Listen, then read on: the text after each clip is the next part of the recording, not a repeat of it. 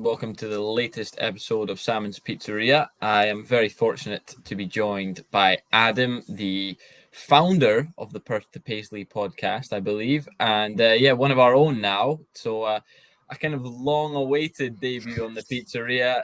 Adam, how good does it feel to be here? Oh, feels magnificent, Alex. Yeah, finally got that monkey off my back.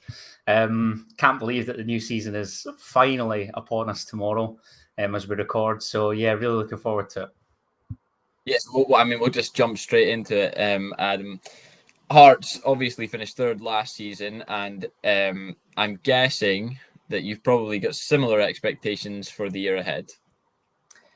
I do, perhaps caveated with the fact that, of course, we'll be playing on both the continent and domestically. So that in itself brings its own challenges. I think the season before last, we didn't really apply ourselves as well as we could have. I think we were running on empty pretty much when you've got these Thursday games and then you're expected to go and compete domestically on the Sunday. So we've been beefing up the squad now. I think it's stood at something like 28, 29. So there does seem to be kind of like for like replacements in every area.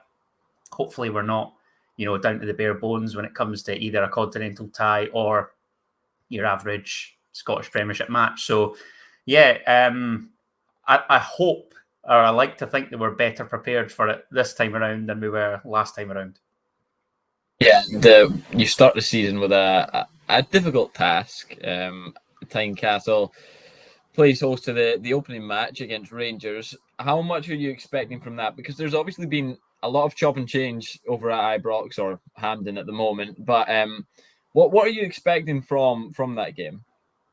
A tough game. Rangers were the only Scottish Premiership team that Hearts failed to beat last season. They dumped them out both cups in the semi-finals at Hampden. So in terms of recent record, Hearts are due a win over Rangers. I think they're unbeaten in something like 15 against Hearts, which is frankly unacceptable. I think back-to-back victories in 2020, just before coronavirus hit, were Hearts' last victories over Rangers. So it's been a long time coming, and there certainly would be no better way to kick off the current campaign with a huge 3 points and a massive morale boost against a side that we haven't had a lot of joy against recently. Yeah, of course. And last season, 2 seasons ago, like you said, when that was the last time that you got the European group stage football, and you said you probably didn't apply yourself as well as hoped in terms of the kind of long running in the continental and league games. This season, you'll be expecting more than last season as well, where even just domestically, it was probably quite a slow start under Stephen Naismith. Yeah, it was. And I think it got to about October time and he was on a really sugary peg. But for whatever reason, a couple changes and Hearts went on a remarkable run from really November till kind of late December, early January. So that kind of passage of picking up points pretty much proved the difference between Hearts finishing third and leaving Kilmarnock behind in fourth. So I'm hoping that they don't have to take until November to go on a similar run.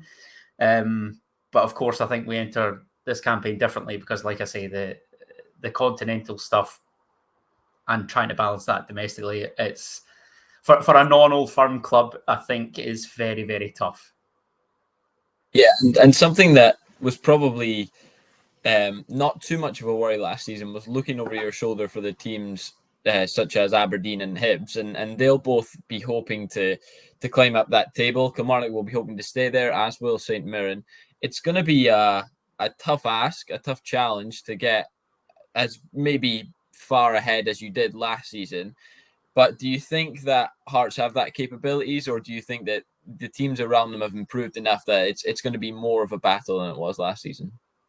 I certainly hope so, but I do think it will be trickier. Yeah, I think Aberdeen obviously look pretty good in terms of their League Cup group campaign. Whether Jimmy Thielen gets the time that you're not necessarily granted up at Pittodrie, I don't know. Hibs their approach to recruitment, I think, is a bit scattergun, to be honest. In terms of other top 6 sides, Kilmarnock, I would expect to be there or thereabouts again. I think Dundee could surprise a few. I think St Mirren have obviously started the campaign really well with getting through in Europe, albeit they're not quite at the same stage, both them and Kelly, in the same stage as we are. So if they get eliminated in kind of the qualifying rounds or the playoff, it may well prove beneficial for their Premiership campaign. So I think it's going to be a much better league this year than it was last year. I think it's stronger, and I think you might start to see kind of islands of teams in the sort of similar positions, as opposed to Hearts out in front in third and then Kilmarnock out in front of us at Mirren. I feel as though they're going to be a lot tighter knit this time around. Yeah, we'll go on to kind of pre-league season preparations, because you touched on them there for Aberdeen and Hibs. Obviously, they had the Premier Sports Cup group stages. Hearts, being in Europe, don't have that, but did have a couple of tough friendlies. And I mean, it's good to be able to see what your capabilities are. But a loss against Leyton Orient, followed by a pretty convincing loss to Tottenham, and then not much better against Fleetwood. Do you think that's a sign of things to come, or is it just a bit of, ironing out the kinks at the moment? Depends on who you ask. I mean, some of our fan base will be absolutely beside themselves at that trio of results, whereas for me, I just look at it and think, I'm pretty sure last season we got beat off Mansfield in a behind closed doors friendly at Tynecastle, and then still ranked third. So I'm not buying this notion that pre-season results mean anything. I saw Hibs beat Arsenal was that 2 seasons ago, and then I'm pretty sure they ended up in the bottom half anyway. So I look like we could go on all day about this sort of stuff. To me, it means absolutely nothing. What I do think it has highlighted is perhaps the need for another kind of sitter in midfield, because Blair Spittle's been playing in there. For whatever Blair Spittle is, he certainly is not a 6. Benny Beningame is an injury doubt heading into the weekend. I believe Callum Neuenhoff is as well. So I'm actually hoping that on the evening that we record, Hearts announce Malachi Boateng, or I really do worry that Rangers midfield could overrun us without a natural kind of sitter there. Because Cammy Devlin, you'd think, would be that type, given that he loves tackles and bookings aplenty, but he seemed to kind of mould his game differently toward the latter end of the season. So I worry in terms of, if we're playing a back 3, flat back 4, that there's perhaps not enough protection in midfield. And I think I would happily give up Nathaniel Atkinson or George Grant, or these type of players that have basically been shown the door, if it meant that we can bring in ideally Malachi Boateng, because he's the one that's been touted in the press ahead of the season starting. Yes, we'll just go on to that then. Not specifically Boateng, but some of the ins and outs. Some shrewd business from Hearts, taking some of the best performers. I mean, one of the best performers, if not the best performer at Motherwell and Blair Spittle, one of the best, if not the best performer at Livingston and James Penrice, and then probably most definitely the best at Ross County in Jan Danda. How good is it to see that quality comes without the price tag? I'm delighted with the business that they've done this summer. I really am. Jan Danda is a player that we've both spoken about previously, and we're both big admirers of. Blair Spittle to complement him, because, like I say, the depth. And for those two, as much as Lawrence Shankland had a ridiculous goal-scoring season last season, most of the time he's carving out chances and opportunities for himself. I felt as though there wasn't enough coming from that central area with regards to creating opportunities and chances for Hearts last season. I think we've got a couple decent midfielders, but they're all kind of a similar ilk, where, like I say, they're that bit more industrious, bit more tenacious, and there's not really enough flair or somebody that can pick that pass going forward. Barry Mackay as well, returning from injury, will hopefully complement those two. Alex Cochrane, who I'm sure we'll come on to, leaving. James Penrice, the natural successor, on a free transfer, I think is a no-brainer. So those 3 pre-contracts in particular, I'm really pleased with. Yeah, of course. And then Taylor comes in, and of course Vargas is made a permanent deal. I mean, he showed a lot of sparks last season. Are you delighted that he's one that's got over the line, or was this just something you were expecting? No, I do like Kenneth Vargas. I think he showed glimpses, and I think for outsiders looking in, they might say, well, he failed to reach double figures in goals last season. I think he ended up with 9 in all comps, but I think there's a lot of external factors. The fact that he's a young man coming from Costa Rica, doesn't speak the language. Obviously now he's getting much better. From a hot country, coming to Scotland of all places, I just think leaving his family. I mean, he's young boy, and his missus, I think, are back in Costa Rica. So I think that he's adapted really well. I think it was a solid first season, and I think he also kind of took a while.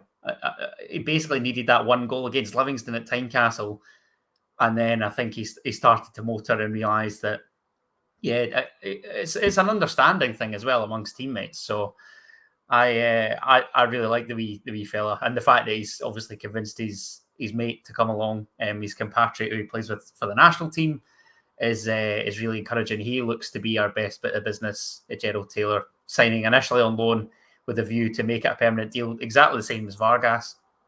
And I think that kind of sums up how well Hearts are ran at the moment. Previously, under previous regimes, managers, we'd be dishing out 3, 4, 5-year deals for guys that we've barely seen kick a ball. So it's a kind of try before you buy. And it's proved well with Vargas. Hopefully he kicks on in his second season. Hopefully it can be the same for Gerald Taylor coming in as well. Yeah, of course, and a few more links for Hearts in the kind of South America regions, and it's been a bit of a switch from. I mean, Australia seemed to be the main focus in terms of transfers coming in, and it's now gone to Latin America. What's that like? Because a lot of clubs end up with maybe free or undisclosed fee transfers from the lower leagues in England, and it's maybe a bit more exciting when you get some Costa Rican flair. It definitely is. It's funny you say that, though, because there is a part of me that was scarred as a young child with Vladimir Romanov's regime and 76 players on the books, and Lithuanians aplenty, Ugandans, Ghanaians, every single nationality that you could probably think of. Somebody's probably kicked the ball for Hearts from one of these countries. So we're erring on the side of caution.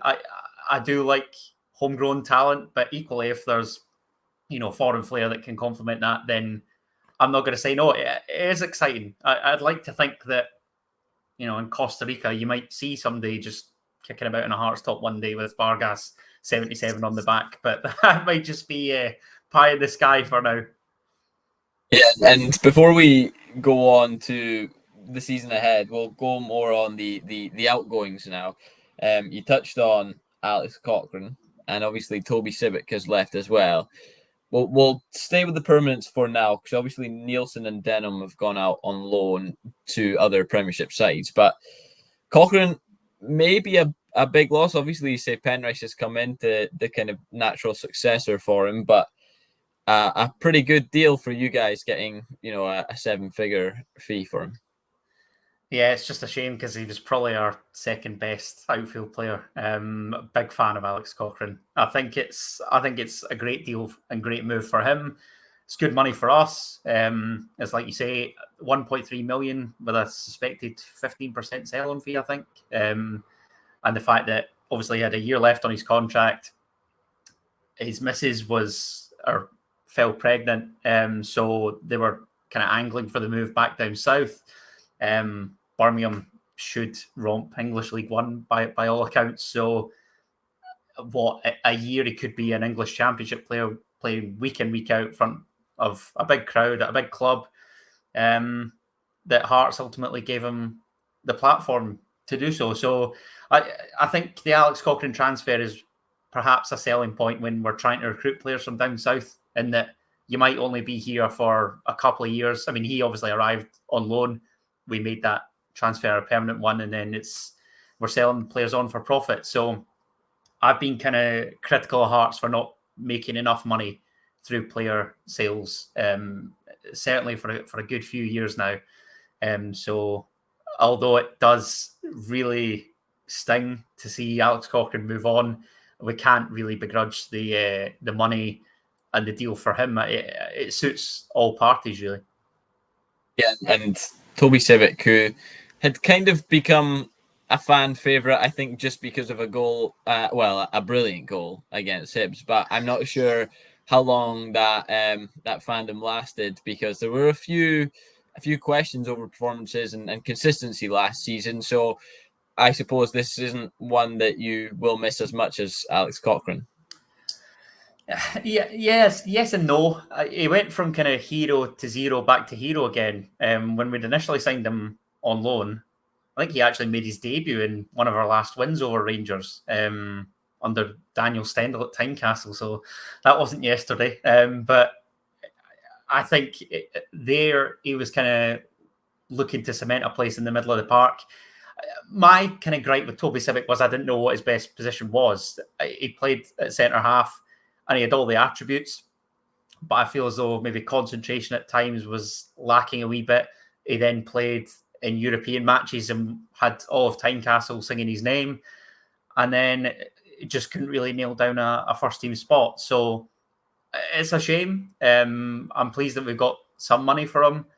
I think the club rejected bigger offers previously, which is a bit of an annoyance, but simultaneously, it's like holding on to him saves us having to go out and search for a replacement. So we basically had him available for that entire time. We've still made money rather than kind of cashing in on him and not necessarily getting a replacement in. So I think it was best for both Hearts and Toby Civic that he moved on. But like you say, I mean, gave us some great moments with that goal at Easter Road. Certainly the highlight. Yeah, of course. And we'll move on then from ins and outs, because I'm sure there'll be a few more with still most of August to go for that. But you mentioned there he had his name being sung around Tynecastle on European nights, a few of which you'll be hoping for this season. So you also talked about European performances in the past and how it kind of maybe some of them were lackluster and also affected league performances. How do you go about growing in Europe this season to the point where, you show a proper Hearts in Europe and show what you guys are about? I was having this debate with a couple of my friends today. We enter the Europa League playoff. To me, I would probably rather get a glamour tie at this stage and drop into the conference groups where we actually feel as though we've got a chance of winning some games. The Europa League, you come up against some bloody good teams. The fact that we could face an Ajax, a Braga, Anderlecht, these all terrify me. But I'm kind of hoping for Ajax in Amsterdam if they can get past Panathinaikos, because I just think that would be an incredible occasion, both in the Netherlands and in Scotland. And in doing so, then dropping into the conference. I know, obviously, the formats change. We get a couple extra games, but hopefully there are a couple extra winnable games against teams that we realistically have a chance against. So, to me, I would happily drop into the conference. It might be seen as a weak mentality. I don't think there's a great deal in it financially. So it's all about winning games for me, to be honest, because how else are we meant to improve?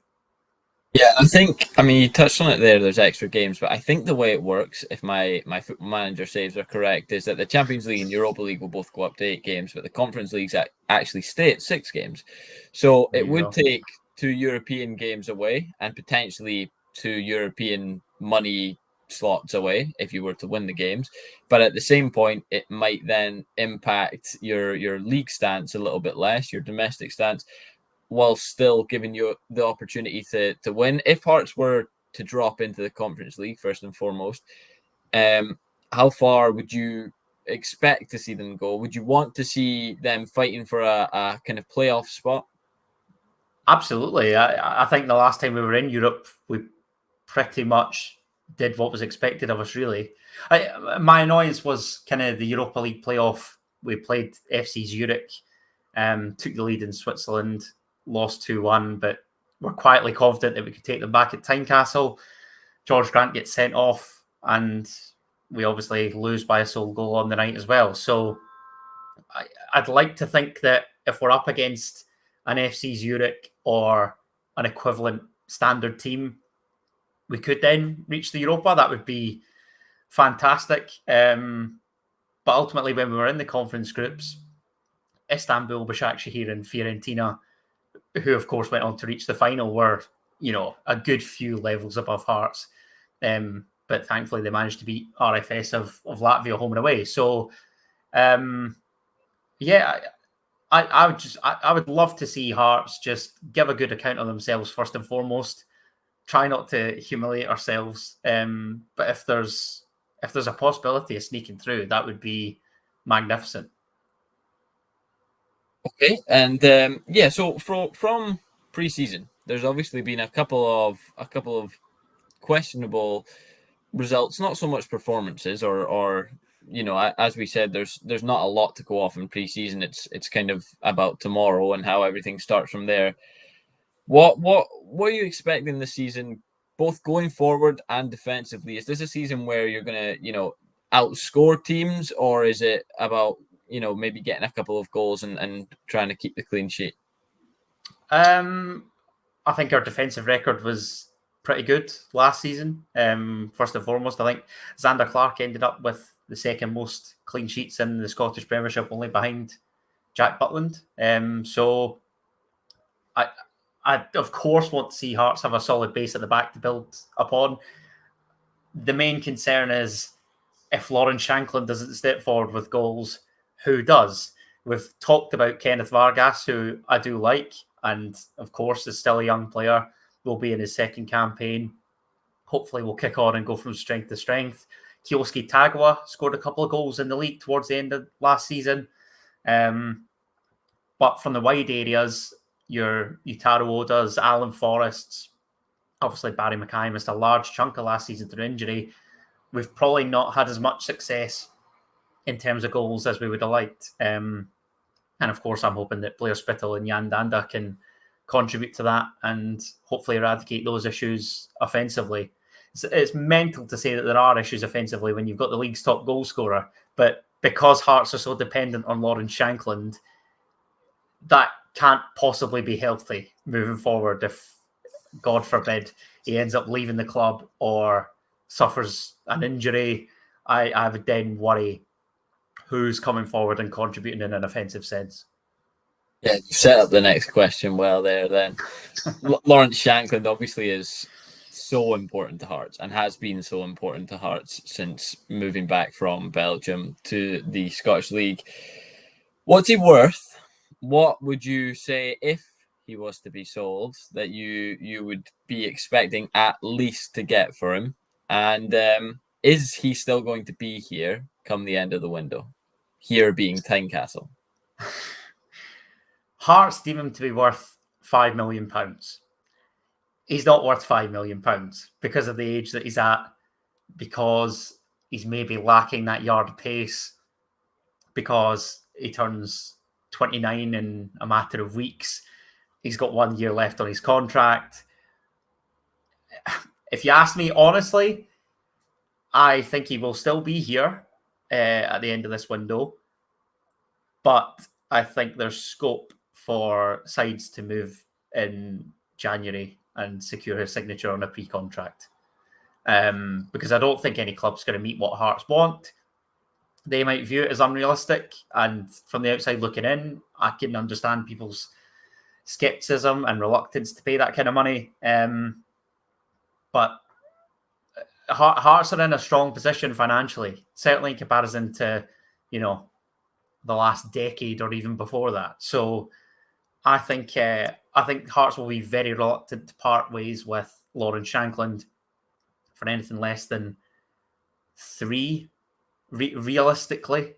He's not worth the 5 that Hearts are quoting. I'm not deluded enough to be spouting that, but they're viewing it as, if we keep Lauren Shankland, we should or increase our chances of finishing third, which then leads to guaranteed European group stage football and the money and riches that has to offer. So I think he'll still be here come the end of the month, come the end of the window.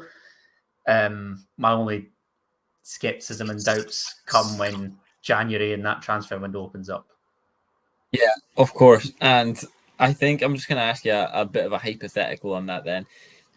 I worry where this is going. I can imagine clubs who are sniffing around are probably thinking about lowballing Hearts at this stage with what you said, his age, and obviously the fact that there is only 12 months left in his contract. Say an offer of, we're just going to say, because you said 3 million minimum, I'm going to say an offer of 2 million came in on the 31st of August.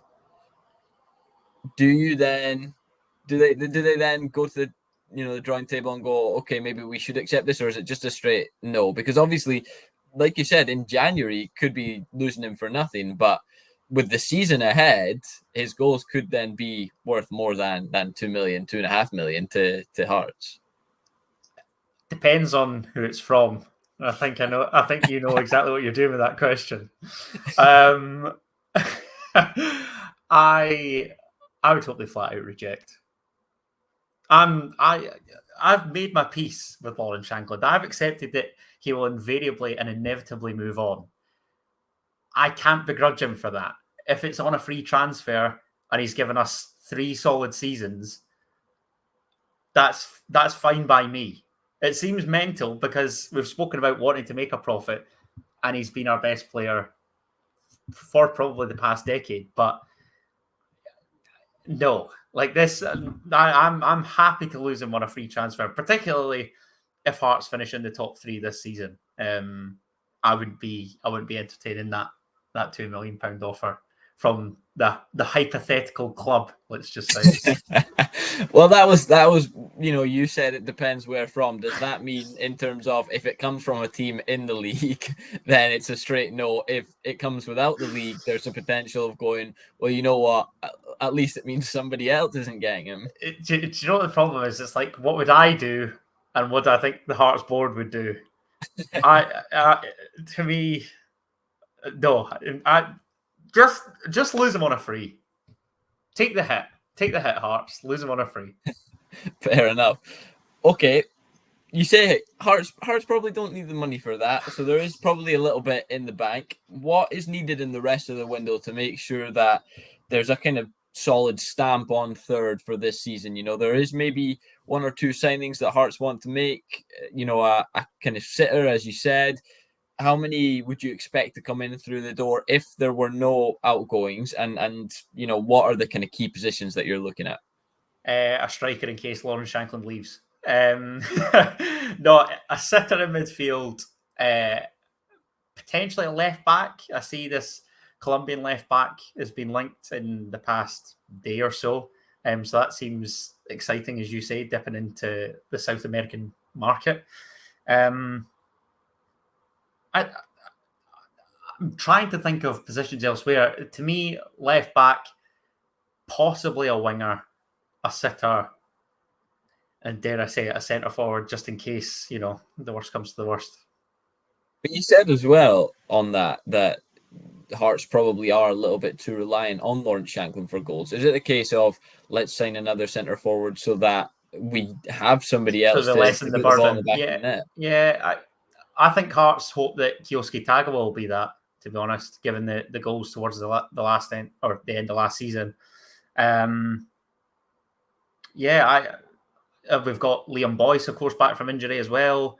You could play Vargas up there and have somebody take his position on the right hand side. It's not as though we're out of options. I don't know. I'm sort of forgetting that Liam Boyce is shadowing in the background because I'm a big Liam Boyce fan. But I'm hoping that he can get up to speed because I think if fully fit, he could still be very useful for us. Fair enough. Before I ask you for a couple jam tart predictions, there's been a little bit of a debate from certain fan bases that this season could be the season that that Hearts could maybe even leapfrog into second place. Is that reasonable, or is that just overreaction? That's just overreaction. That's pie in the sky thinking. Too soon. It's not. No, I can't see it. Just because we're combating Europe. If we didn't have Europe, maybe there's an argument there. But I think toward the end of this calendar year is going to be very tricky for Hearts. I just hope that then they start 2025. I mean, it'd be brilliant, don't get me wrong, if they reach the latter stages of a European competition. I'd be saying to hell with our Premiership campaign.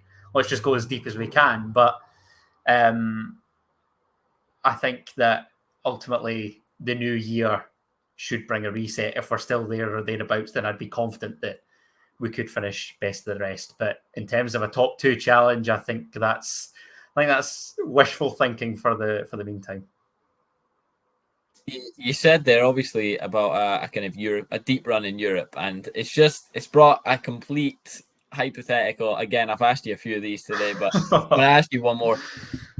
Hibs win the league, right? Again, so this is how far-fetched it is, but Hibs win the league, but Hearts get to a Europa Conference League final. I'm not telling you if you win it or not. That is undecided, but you get to a Europa Conference League final, but Hibs win the league. Do you take it?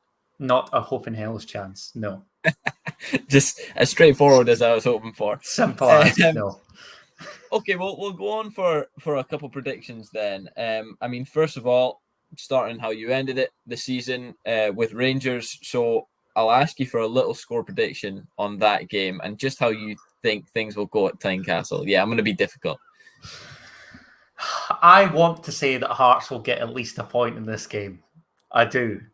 But history tells me that no matter how much of a perceived shambles Rangers are in, no matter how poorly they're performing, along come Hearts and they get that little morale boost with 3 points.